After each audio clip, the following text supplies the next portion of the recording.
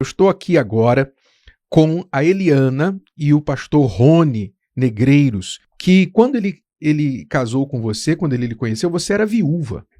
Você ficou viúva com que idade? 26 anos, bispo. 26 anos. E como esposa de pastor. Como esposa de pastor.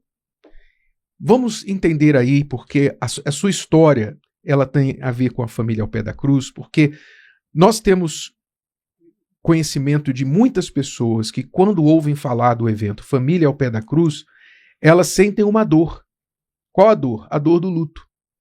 A dor de ter perdido um familiar, e elas pensam assim, eu não vou não. Eu não vou porque eu vou ficar lembrando do meu familiar, vou ficar lembrando da pessoa que eu perdi. Já é tarde demais. Para mim é tarde demais um evento como esse. Deus não guardou o meu filho. Deus não guardou minha mãe, meu pai, meu irmão. E elas nem pretendem ir por causa da dor do luto por ter perdido um ente querido. E nós temos falado que este evento da família ao pé da cruz é para colocar ao pé da cruz tanto vivos quanto mortos. Porque muitas pessoas vivas que perderam um familiar estão mortas em vida porque nunca conseguiram superar a morte daquele familiar. E nós vamos colocar ao pé da cruz, você mãe que perdeu um filho, você esposa que ficou viúva, você marido que ficou viúvo, você filho perdeu mãe, você perdeu irmão, etc. E você carrega essa dor do luto em você. Você vai nesta sexta-feira colocar essa dor ao pé da cruz. Você vai colocar essa pessoa que faleceu ao pé da cruz e você não vai mais ficar carregando essa dor. Este é um propósito muito importante para todos que estarão na família ao pé da cruz nesta sexta-feira. Mas, Eliana, conta pra gente como é que você ficou viúva aos 26 anos de idade e com 3 meses de casada. 3 meses de casada, bispo. Vamos lá, por favor.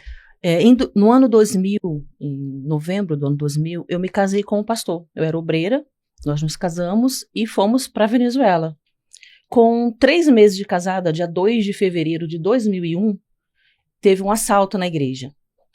E ele foi assassinado nesse assalto. Levou um tiro, o bandido deu um tiro na cabeça. E diante daquele assalto, né, de tudo que estava acontecendo lá, ninguém teve a coragem de me dar essa notícia que o senhor falou aqui. Eu cheguei a perguntar a alguns pastores, tinham vários pastores e esposas, cadê meu esposo? Cadê meu esposo? Que eu via todos quando a polícia chegou, né? E quando eu saí, eu me deparei com ele morto no chão da igreja. E a partir dali, eu tinha 26 anos de idade, né, pouco tempo de casada, eu planejei esse casamento, né, eu tinha um sonho de fazer a obra no altar, né, sempre tive, e tudo aquilo ali virou tristeza para mim. E estava fazendo a obra em um país estrangeiro.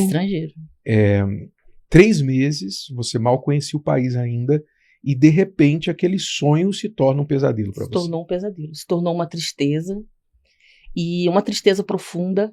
Eu voltei para o Brasil e as coisas que eu amava, né, natureza, céu, tudo que eu olhava, não tinha cor. Eu não tinha mais perspectiva. Eu cheguei a pensar, Deus não me quer na obra dele. Deus não me quer casada. Vinha vários pensamentos negativos. A dor é muito grande. Então você pensava, é inevitável, né, que esses pensamentos venham, eu imagino. Por que Deus permitiu? Logo por quê? Vinha, né? Por que Deus permitiu? É um dos primeiros pensamentos. Eu fui fazer a tua obra, eu sou uma obreira, era uma obreira, agora casei com um pastor, eu deixei minha vida para trás e é isso que eu recebo em troca? Meu marido com um tiro na cabeça? Eu imagino as perguntas, o nível de confusão, de interrogação, que ficam sem respostas. Ficam sem respostas. E nós não buscamos nem essas respostas em pessoas, né? No momento da dor, desses conflitos, né? De muita dor, de muito sofrimento, nós não buscamos essa resposta em ninguém. A minha primeira reação, eu queria me isolar. Eu queria ficar dentro de um quarto chorando. Eu não vou conseguir mais interagir com as pessoas. O que eu vou falar para elas?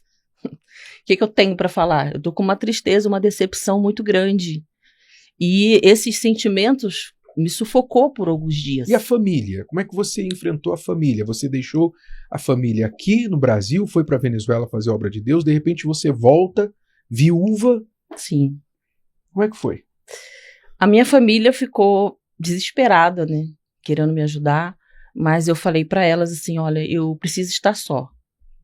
Eu preciso estar só. Eu não via que eu tinha nada, assim, naquele momento a tristeza estava me consumindo. Eu não via que eu tinha nada, assim, para dar para minha família, para falar, para conversar, para interagir. E isso durou alguns dias, né, até que o bispo me chamou, a igreja me amparou, e eu fiz o que o senhor falou, né, eu comecei a reagir, eu indaguei a Deus, eu perguntei, meu Deus, mas eu falei, meu Deus, mesmo sem resposta, eu vou confiar no Senhor.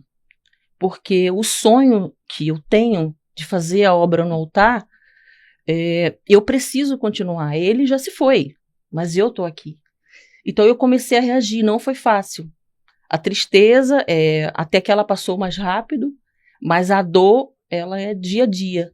A impressão que dava que a dor, ela não passava. Todo dia a dor era a mesma, mas não era. Cada dia ela diminuía um pouco. E eu fui lutando contra esses pensamentos, porque eles sempre vinham. Desenvolvi alguns traumas. Às vezes eu estava na igreja trabalhando, se tivesse um grupo de pastores falando alto, rindo, eu já acelerava o coração, me tremia todo, suava. Eu desenvolvi uns traumas. E eu comecei a combater tudo isso com a palavra de Deus. Você teve situações onde pessoas no seio da família ou amigos conhecidos perguntaram a você onde estava o teu Deus? Por que Deus não guardou? Alguém chegou a falar isso para você? Não. Chegou a falar que como se eu tivesse uma culpa. E realmente esse pensamento passou, né? Será que se eu não tivesse casado com ele, não teria morrido? Então eu ouvi essa indagação como se fosse uma culpa. E é ruim na hora, porque a gente está muito fragilizada. Quer dizer, é um bombardeio de todos os lados. De todos os lados. Imagina, eu nunca pensei nessa possibilidade. Se você não tivesse casado com ele, ele não teria morrido. Que ideia é essa? Só passa pensamentos uns piores que os outros. Uhum. E a todo tempo a gente tem que estar combatendo esses pensamentos. É porque o diabo, que é especialista em acusar, né? O diabo é o acusador das pessoas, ele aproveita a dor, ele aproveita a circunstância, né, que a pessoa passou, está passando, e ele usa aquilo contra a pessoa. Vem com as acusações. Se você não tivesse casado com ele, ele estaria vivo. Se vocês não tivessem saído do Brasil, estaria vivo. Se vocês se aquilo. Então vem com muitas acusações, e nenhuma delas com nenhum fundamento, com nenhuma justificativa, só suposições, com a intenção de quê? De provocar na pessoa tristeza, culpa, raiva, depressão, tudo isso. Só para provocar, para lançar a pessoa realmente lá nas profundezas do inferno espiritual. Então, você começou a reagir, alguém te deu uma palavra, o bispo te deu uma palavra. Você lembra o que o bispo falou para você? Eu lembro que o bispo falou. Ele falou, Eliana, o seu esposo, o Senhor Jesus levou, mas você está aqui e você permanece na obra de Deus. Deus, ele permanece contando com você. Aí eu disse para ele, sim, Senhor. E eu saí dali refletindo naquela palavra e vendo que realmente eu precisava reagir, porque eu não queria desapontar também a Deus. Eu não queria desapontar a Deus, eu não queria desapontar a minha família, as pessoas que me amavam. Eu fui muito bem tratada por muitas pessoas, familiares, amigos, esposas, pastores, cuidaram muito bem de mim. Praticamente eu fui mimada. Uhum. Eles estavam o tempo todo, mas eu precisava de uma reação de dentro, foi minha luta interior. A gente está convidando as pessoas para esse evento da Família ao Pé da Cruz, pessoas que passaram pelo que você passou, para colocarem este familiar, este luto, não é? Essa pessoa que elas perderam, ao pé da cruz também. Quer dizer, entregar a dor ao pé da cruz. Eu não vou mais chorar por essa pessoa que eu perdi, eu não vou mais lamentar, deixar de viver, eu vou entregar essa pessoa ao pé da cruz. Eu não sei se houve um momento em que você fez isso, foi de uma vez, ou se foi gradual, mas como é que você se livrou dessa dor definitivamente? Eu parei, né? No início eu ficava vendo fotos com lembranças, eu queria cultivar aquele sentimento de uma pessoa que já tinha partido. Não, eu amo ele, eu não quero esquecer, eu vivi isso. E aí eu reagi, pensei, não, eu não posso, eu tenho que seguir a minha vida e me apeguei à palavra de Deus.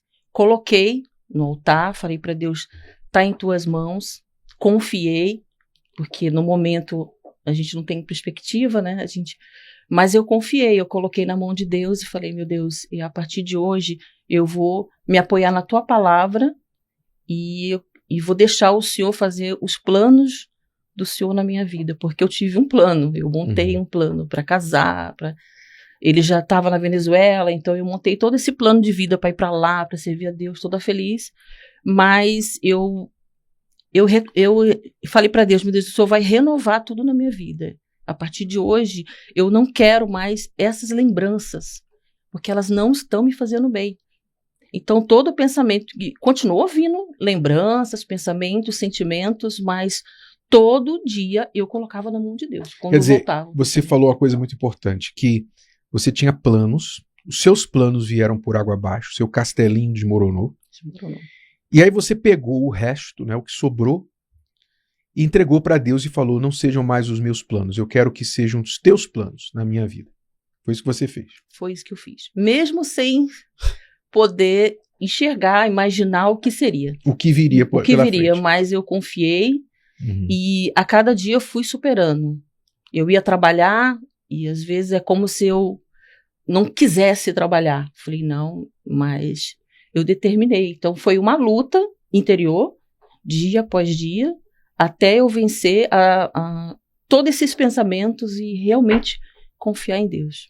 Agora, Rony, você conheceu a Eliana depois de quanto tempo deste episódio? Ela já estava viúva há quanto tempo? Ela ficou servindo a Deus como obreira durante 4 anos, confiando em Deus. Nos conhecemos e nos casamos. E já estamos há 20 anos casados. Você já fez agora esses dias 20 anos. E aí, como ela disse, o plano de Deus para ela é o plano de Deus para todo mundo, que é estar na presença dele e servindo a ele. Né? Isso que ela continuou. Quer dizer, Deus, então, nos planos dele, você continua servindo. Muito melhor que os meus planos. Incomparável. Curada completamente. Curada completamente. Saiba que Deus entende a sua dor porque ele passou pela mesma dor. Quando Jesus estava lá na cruz, ele orou e disse, Deus meu e Deus meu, por que me desamparaste? Né? Ele sentiu o desamparo porque ele tinha que passar por aquilo porque é o que as pessoas passam. Ele tinha que passar por aquilo não porque o pai o desamparou, não porque o pai o abandonou, mas para que ele tivesse a experiência que nós temos e pudesse levar essa dor. Por isso a palavra de Deus diz, ele tomou sobre si as nossas dores. E é por isso que você tem que levar até a cruz. Porque ele já levou. Por que é que você está levando o que ele já levou? Por quê? Então, nesta sexta-feira da paixão, você que tem lamentado aí, talvez você tenha na sua casa uma espécie de santuário, não é? De altar na sua casa com fotos da pessoa falecida. Você tem lá um lugar que você chora, você vai ao cemitério todos os anos. Há quem vá ao cemitério todo dia. Há quem vá ao cemitério toda semana, todo mês. Porque não consegue deixar ir aquela pessoa.